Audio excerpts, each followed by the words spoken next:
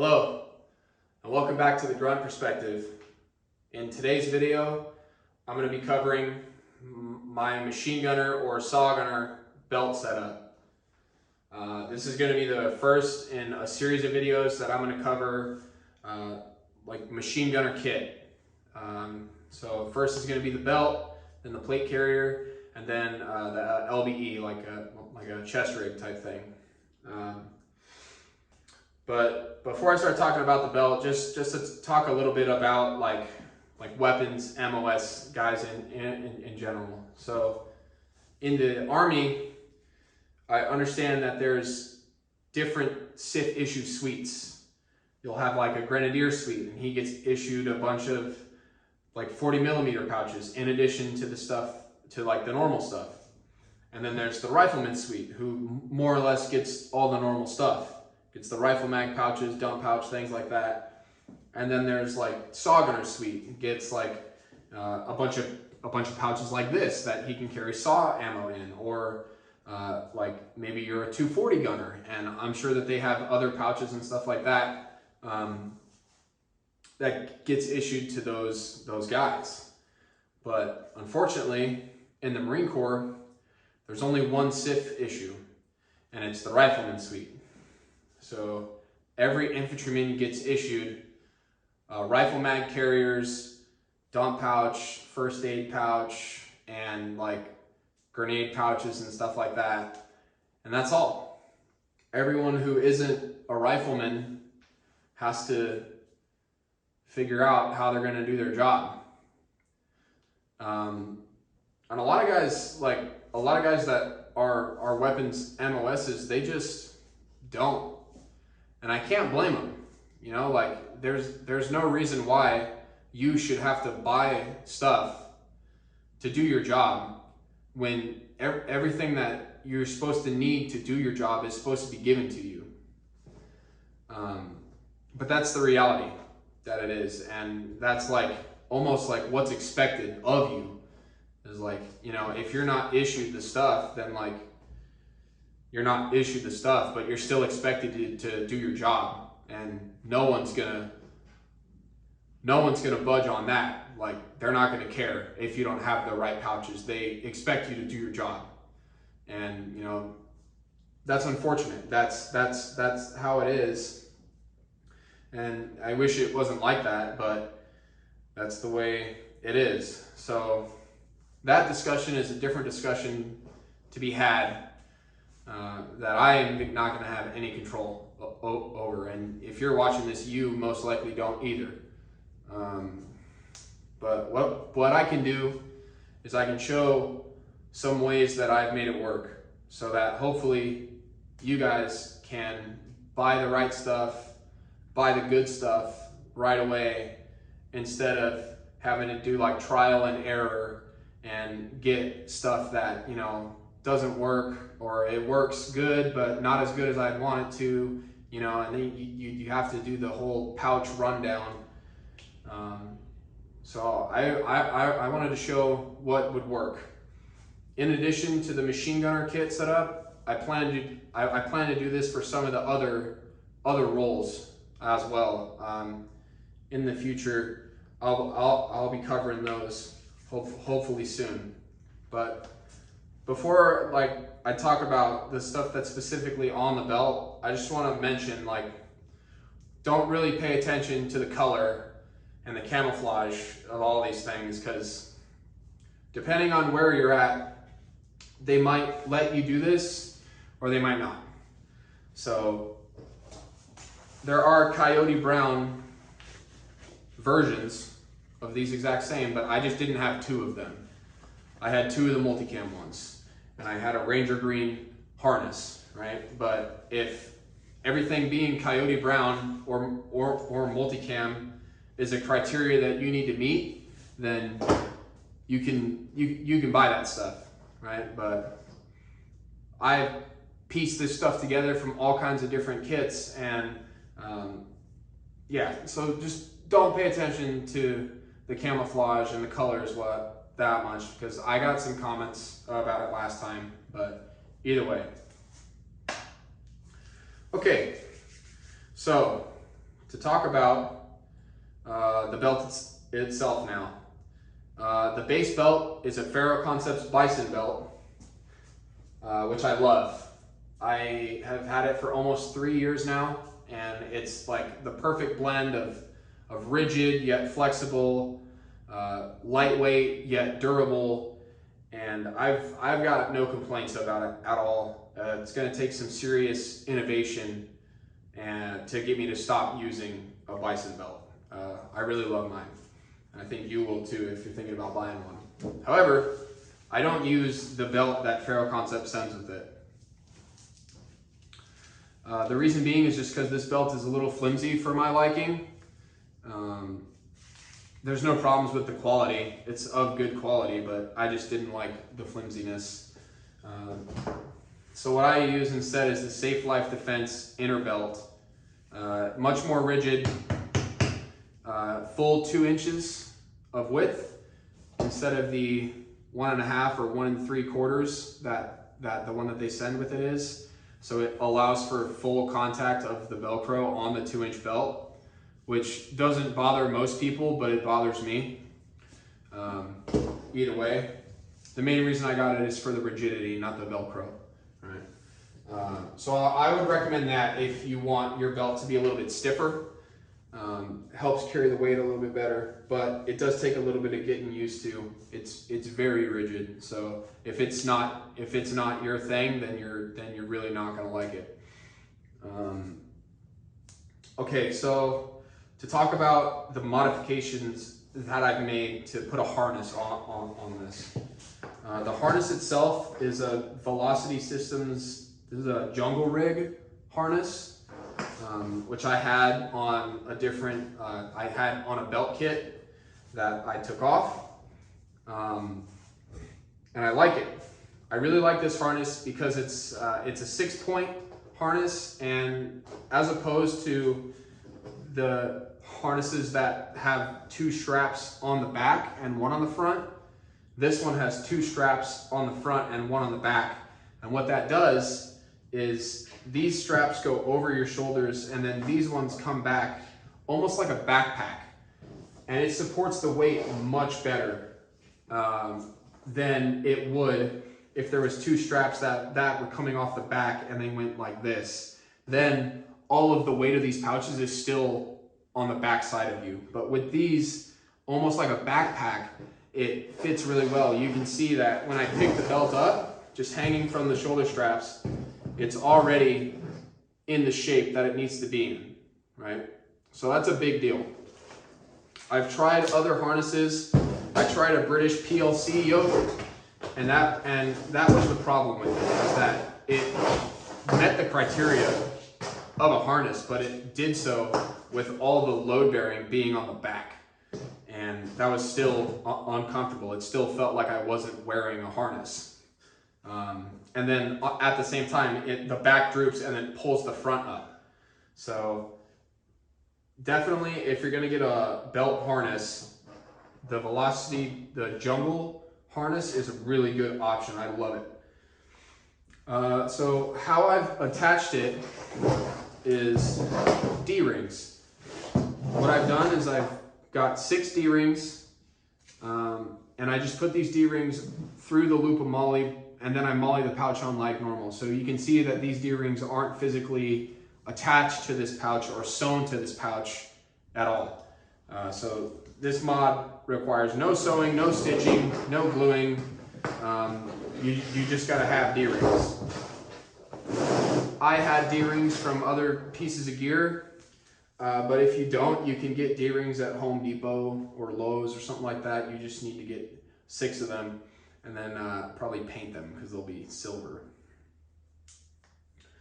Okay, so now what's kind of weird about the belt setup is it's both. There's 2 types of belts, right? There's the load-bearing belts, like normally come attached to this, that have padding and they don't have Velcro on the inside, but they're very soft, they're very comfortable, they're good for wearing with like a belt kit that, you know, you don't really use a pack, you just have the sustainment all on your belt.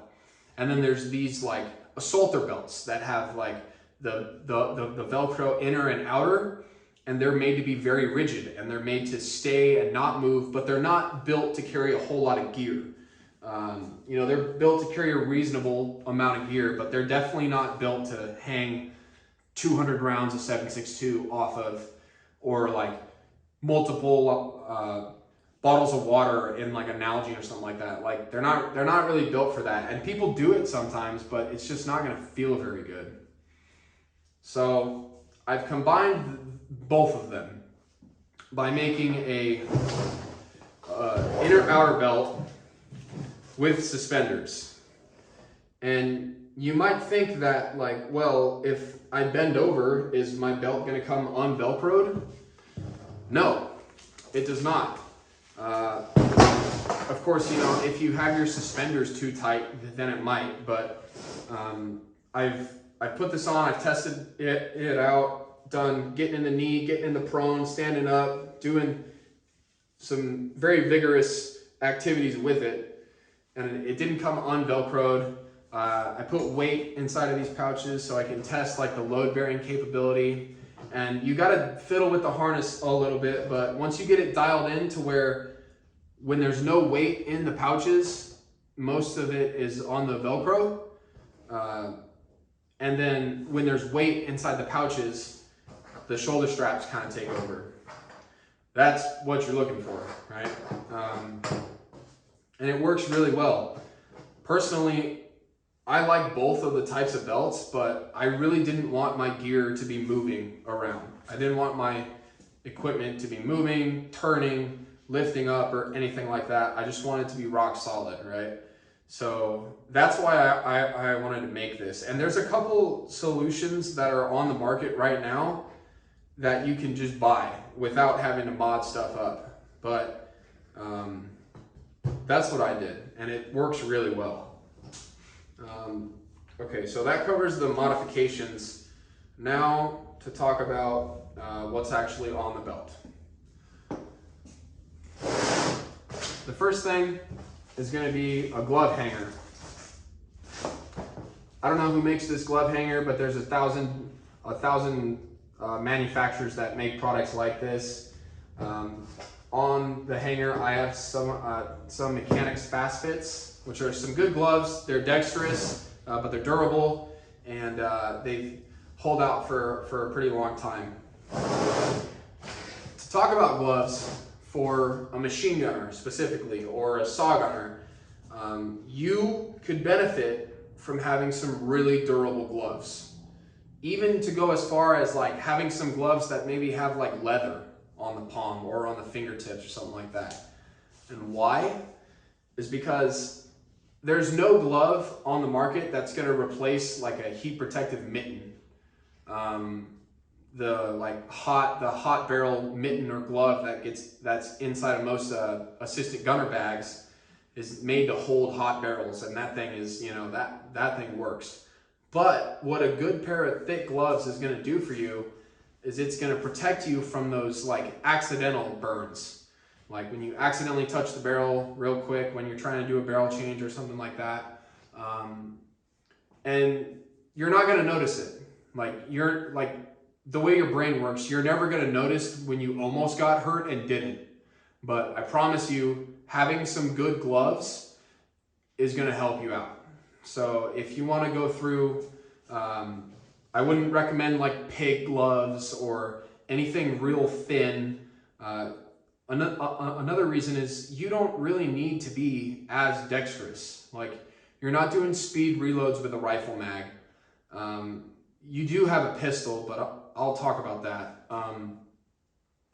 So the like dexterity that you normally want isn't super essential to you because you are dealing with big buckles, big boxes, and like big pieces of guns and stuff like that. So it's not that important. So something to consider. Obviously, it's personal preference. If you want to say like, oh, through good training, like you'll never burn yourself. Like, okay, got it.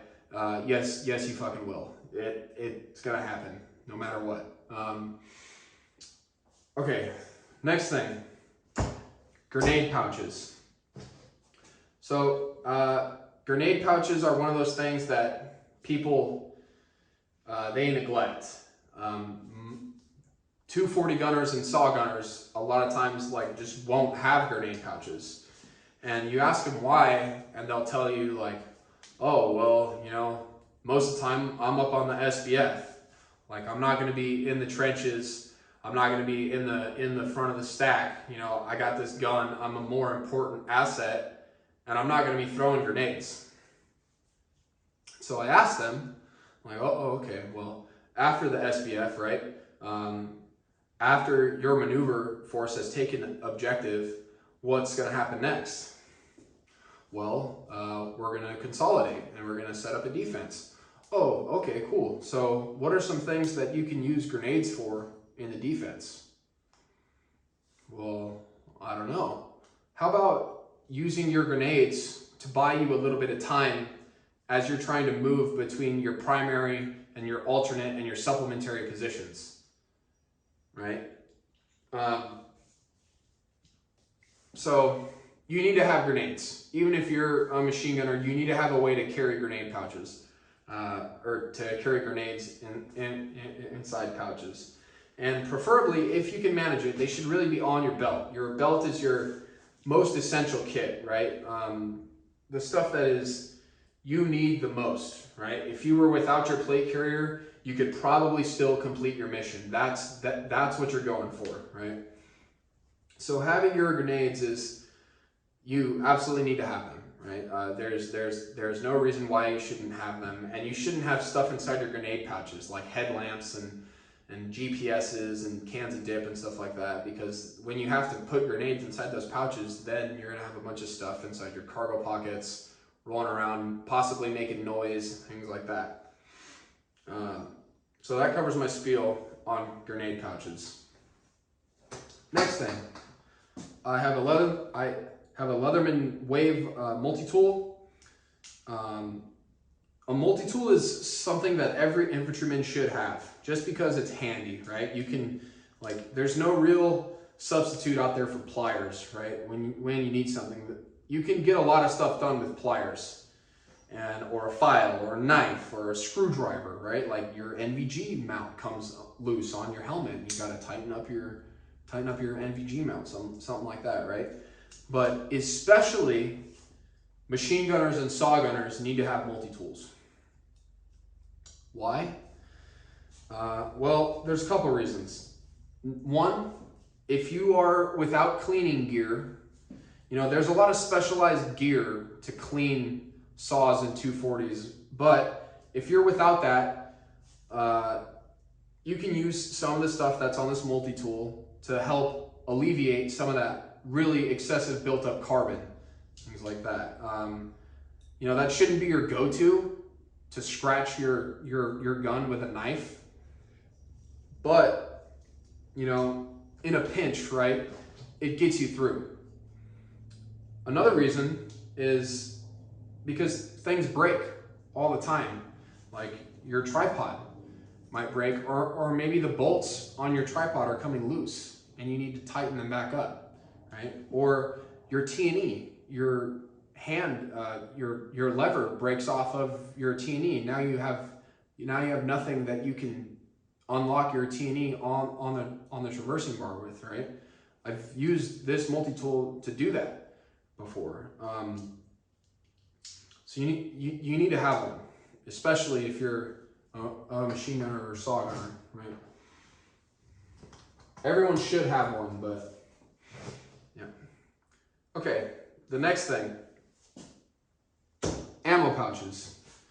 So these are London Bridge Trading modular saw pouches, I believe is what they're called, and they can hold either a 200 round box of 5.56, or they can hold a 100 round box of 7.62 inside the bandolier.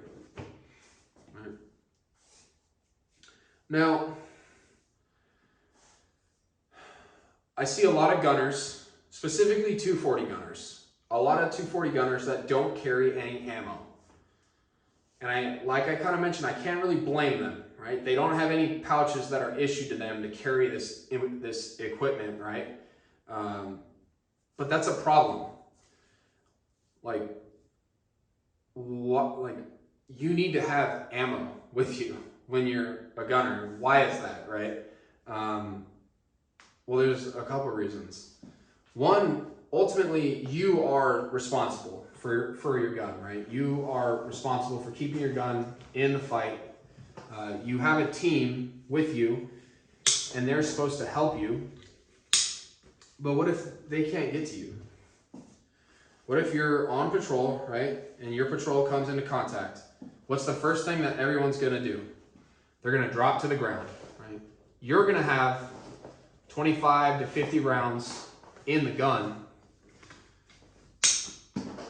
and you're going to start shooting to repel that contact, right? And then once you've shot those 25 rounds, you've shot them all in the standing, and you're feeling super cool, now you have no ammo. Now your gun's useless.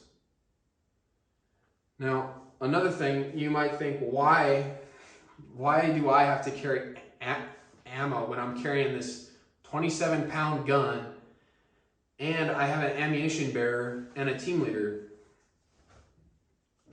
What if those guys are dead? What if they get smoked?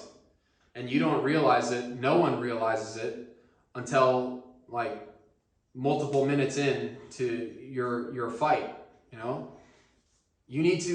Your overwhelming firepower from your machine gun is going to save your patrol more often than not. And if you don't have any ammo other than your 25 rounds that you just blew, and no one can get to you, you're calling your ammo man, and he's not coming, maybe he's pinned down or maybe he's injured, you need to be able to fight, right? In addition to that, some reasons why the gunner should carry some ammo is like your last ammo, your reserve ammo. When you're doing offensive or defensive, you should be pulling from your ammunition bearer and your team leader. They should be keeping track of that ammo.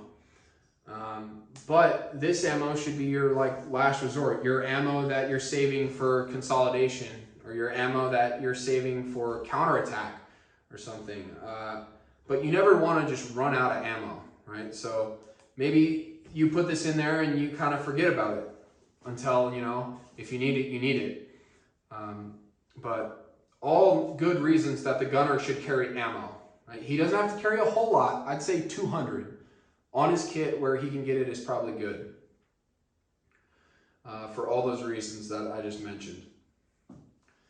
To talk about the placement of the ammo pouches, you could put them together in the center, and then the suspenders would still work fine. But the reason why I put them on the sides is, one, so the gunner can get to them himself if he needs to, and two, when the gunner is in the prone and firing, his team leader is going to be laying on the left side of him. He can pull open this one, and he can get that 100 rounds out without the gunner having to adjust his position or anything like that, or the team leader having to become overly exposed to pull the ammo out, right? And then he can crawl around and do the same thing on this side if he needs to. So that's why I chose to put them on the side. They end up being like in the rear, like kind of on top of like the back of my hips. But they're still in a position where I can get to them, where the gunner can't get to them, and they're not going to be impeding any of my leg movement, and I'm not going to feel that heavy 200 rounds just pulling my belt backwards. It's nice and balanced. It's out on the sides of the belt, but it's not the direct sides, right? Like this and this are like the 9 and the 3 o'clock. This is just a little bit back from that, and it works pretty well. So that covers my long-winded explanation on why the gunner should carry ammo. Moving on to the Ifac, right? The Ifac is a LBT 9022 Ifac kit. And inside of it, I have all of the issued stuff except for the chest seals, which the issued chest seals are really large. So what I've done is I've replaced those with the Vent twin pack chest seals that lay flat and it goes up in there perfectly.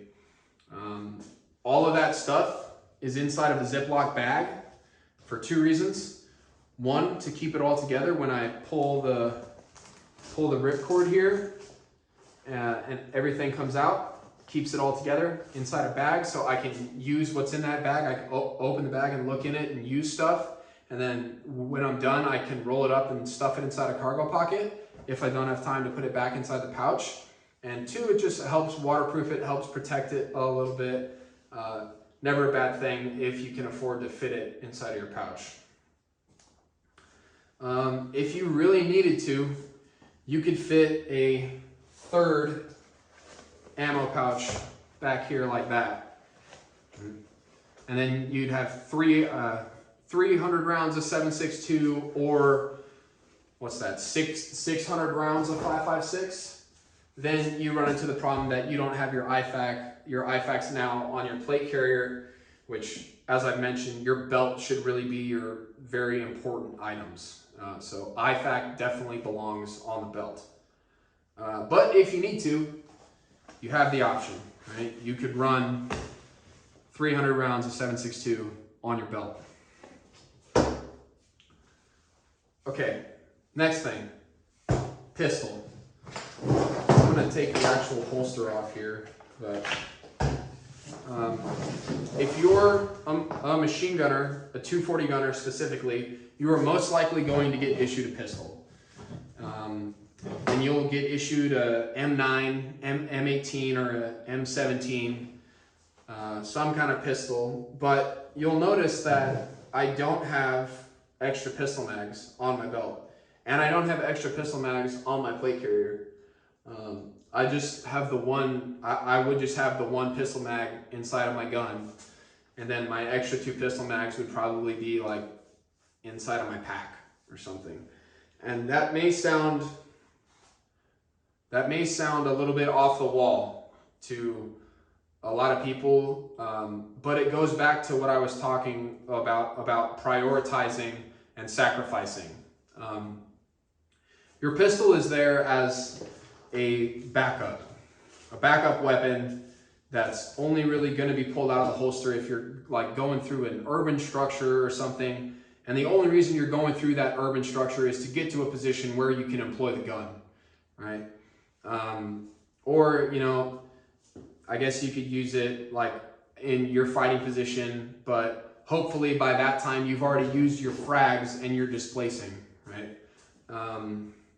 So a pistol's kind of an afterthought. Your main job as a machine gunner or a 240 gunner is to keep the gun in the fight, keep the gun fed, lubed, and on target, right? And a pistol, you don't need a pistol to do that, but you get issued one for your own like personal protection, pretty much. You have a team leader and ammo man who both have rifles, infantry rifles with you, and they are there more or less to protect you, to protect the gun crew. So your pistol isn't super, like it's not important for you to be able to do speed reloads with your pistol. Like it's not important. It's much more important for you to carry 7.62 and frags. So that covers explanation about the pistol. I already talked about the last frag pouch, and to close, that covers my machine gunner, saw gunner belt setup. I hope I didn't piss off too many people with some of the stuff that I said, but as I kind of talked about in the beginning, like if you're in this role, not just a machine gunner, but if you're a grenadier or you're an automatic rifleman, saw gunner, or a machine gunner, or mortarman, or something like that, it's going to require you to make sacrifices. And you're not going to be able to have like the super cool like assaulter kit, super slick with, you know, the pistol and the speed reloads up front, canted mags and stuff like that. You're just not going to be able to do that because your job and your role requires you to do other things that are much more important, right? So thanks for tuning in to the Grunt Perspective. Stay tuned for the next video, the next series of videos that is going to be covering your different infantry role kit setups. Thanks for watching.